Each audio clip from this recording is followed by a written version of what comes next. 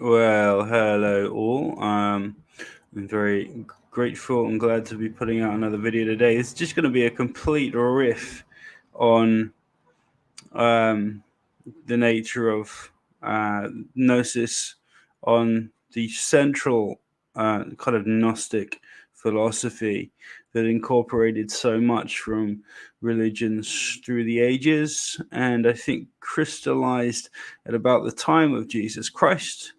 Though uh, we here don't believe that Christ existed really as a person, because there's no real evidence that he existed, and he was basically a fictional wisdom teacher um, that existed in a kind of poetic form, um, and was just a vehicle, like a divine narrative device to spread the words that so many people knew well and existed through the voices of sages through the ages, sages through the ages.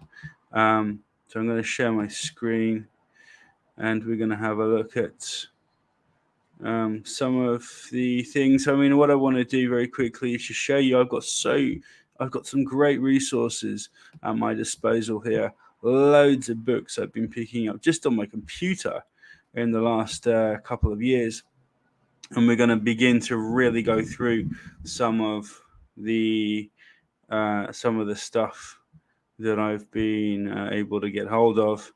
Where am I? Yeah, the brief history of the Unreal. Just so many awesome books, um, and we will definitely have some fun doing this. I also thought it would be useful just to quote a little from from the book that's going to be coming out very soon. I hope the audio's good here. I'm just using another mic.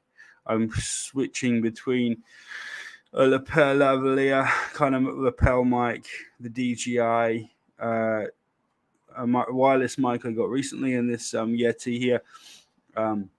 I hope it's crystal clear and all gravy. So yeah, let's riff. What I thought would be interesting, I think, is to start with the most basic, symbolic um, ideas or ideals of Gnosticism, of Christ, of the Christ philosophy that exists all over the world, have been around for so long, um, and it goes back right into the real proper ancient recesses of thought within humankind, and was probably handed down from some kind of either spiritual force, an advanced civilization. I don't think it's really disputed now among people who know that our history is very different to the one we're given in the mainstream academic community. Um, and there were certainly quite advanced civilizations, not like ours today, but that were in receipt of some absolutely amazing wisdom and real self-knowing. People talk of circumference people and kind of centered or real central people. If you take the concept of the circle and the point within it, the monad, I think it's a good representation of this. You can take a pyramid, the all-seeing eye on the top or in the middle, and then the actual lines of the pyramid around the three straight lines. I mean, it's awesomely symbolic in all ways, all kinds of ways. That's what we want to be doing here, is looking at the differences between center and circumference, between the Trinity and the thing that's in the middle holding the Trinity together.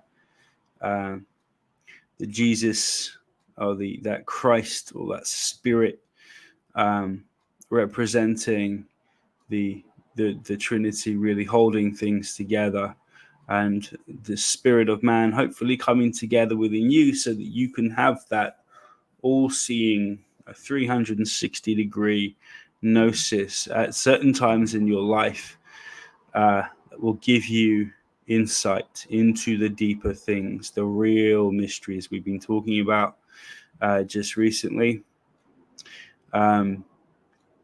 and that's all rather interesting, quite cool. So I just thought it would be useful as well in Sufi, just to go down to here, because in Sufi mysticism, which is a lot older than Islam,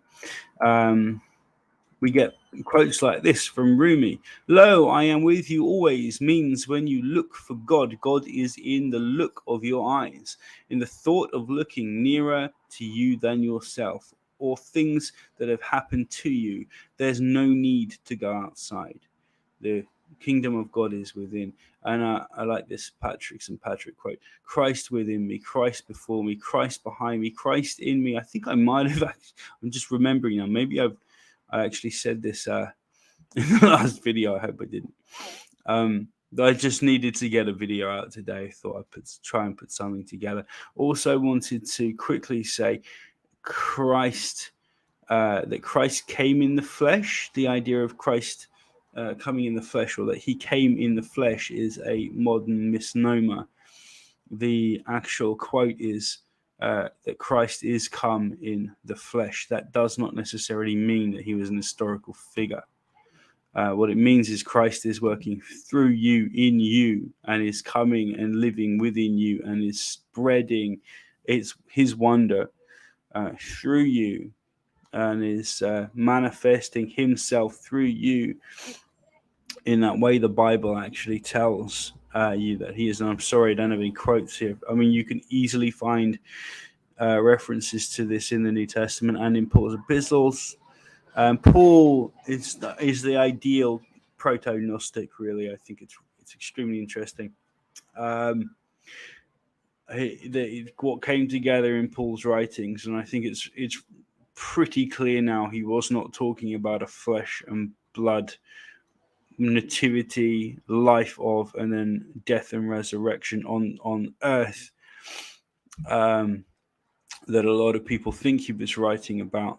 There are a few references to Jesus in an earthen kind of vessel, but there are at least 2 or 3 examples of some of those quotes in Paul being interpolations, and I will go into that in later videos.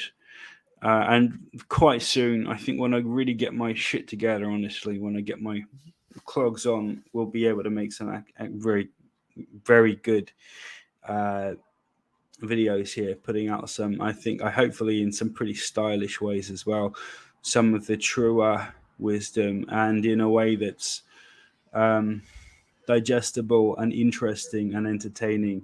I'm about to start putting together a documentary on St. Paul. It will be done in I'm not sure, maybe the next month or so. I'm going to go up to St. Paul's Cathedral.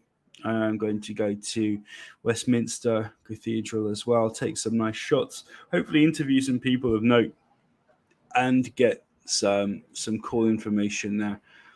I wanted to, just very quickly as well, I just found this just smack bang, just looking for something to quote. This is from Inner Christianity, Richard Smoley. I'm going to read it for you now. More and more scholars, and this is just again showing you that there was a wellspring of Gnostic thought precisely at the time that literalist Christians decided to try and put Christ down there on earth and give him a birth narrative and an earthly resurrection. It has nothing to do with that. Those were older concepts, as I delineated in the Raglan bit there I put out a week or 2 ago, that show you that many of these tropes and traits of Christ were very old and existed in a myriad of other Christ-like saviors and mythological deities and so on. But here we are. More and more scholars are coming to believe that from the outset, the apostles understood Christ's message in different, even contradictory ways. Almost immediately, these divergences produced several faith communities, each clustered around a particular apostle and having its own slant on Christianity.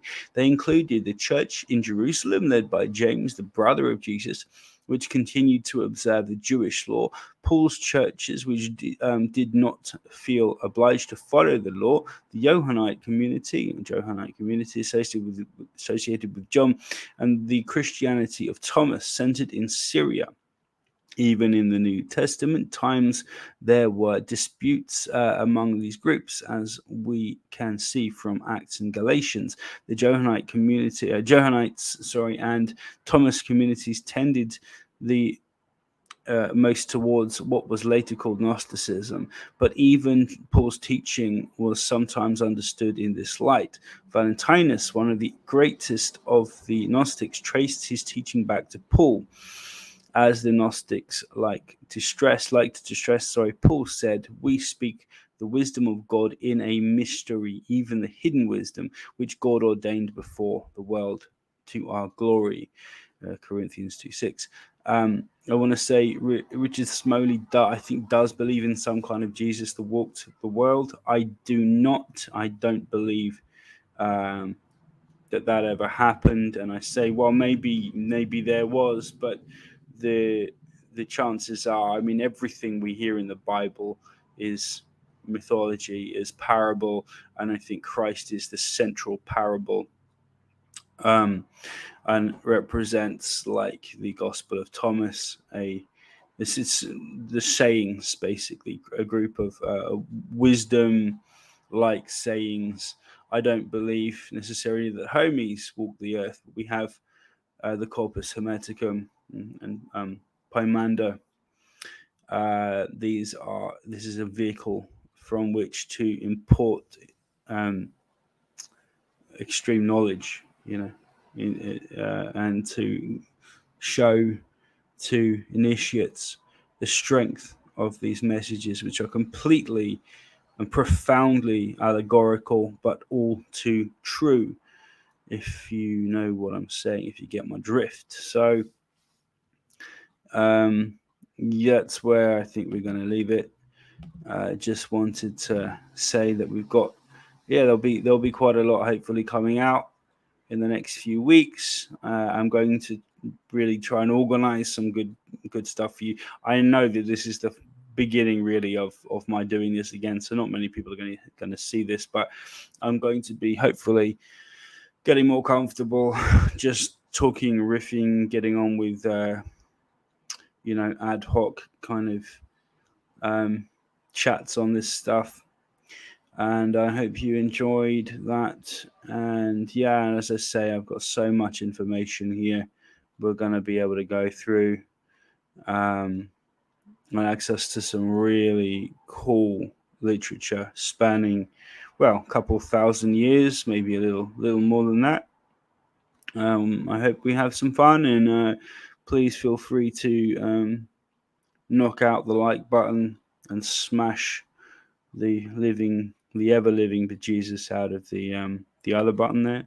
Oh yeah, subscribe button if you're interested in subscribing. I hope to make this the biggest YouTube channel in the world very soon, God willing. And take care of yourselves. Thank you very much. Bye bye.